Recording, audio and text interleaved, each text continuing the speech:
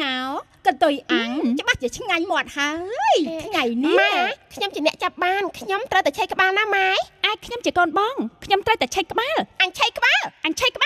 ស្ងាត់មាត់អញជាម៉ែពួកហកឯងរាល់គ្នាអញត្រូវតែឆែកក្បាលដាក់វាចោះមក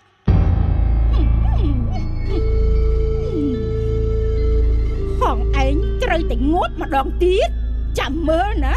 តើហងឯងនេះទៅកើតជាស្អីទៀតមីកលកេសីកាច់ហើយល្អហើយតែហងឯងបង្កើតជាត្រីដំរីសម្រាប់យើងម៉ែតែវាមិនដឹងឆ្ងាញ់បែបណាទេម៉ែ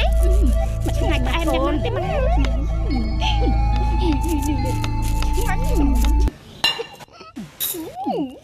ម៉ែអត់ចាំពុកទេម៉ែពុកឯងទៅរកត្រីដល់យកស្មើនឹងហើយនៅមិនទាន់មកទៀតបានរបស់ឆ្ងាញ់ពិសេសបែបហ្នឹងណាមិនបាច់ចាំទេណែសំខាន់ឲ្យតែម៉ែកូនយើងទាំង3បានឆ្ងាញ់ទៅបានហើយតោះក្នុងគ្នាឆៃទៅកូន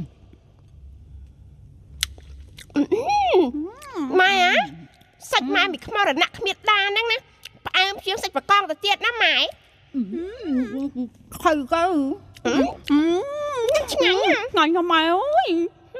ចាំមើលមកពីងប់ម៉ែហ្នឹងវាធ្វើអ្មិនទៅម៉ែនោះ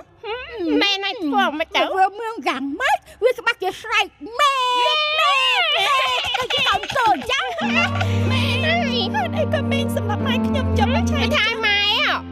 អ្នកណាសម្រាប់ម៉ែនឹងឯងថាអ្នកណាសម្រាប់អ្នកណាគេអ្នកណាយើងអ្នកណាគេត្រីដំរីតើហើយនឹងឯងចង់ឆៃដែរចង់ឆៃ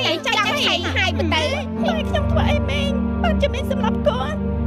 ចង់ឆៃអីអញសម្រាប់ត្រីព្រោះត្រីជាចំណីសម្រាប់មនុស្សលោកឆៃមិនហងចង់អញនឹងពោះក្បាលហងជាពី3ចង់ឲ្យតែក្បាលណាស់ចៃអីបានហីហងនៅឆោចំហៅដល់ណាចង់ឲ្យចាស់ក្បាលចង់អញពោះក្បាលហង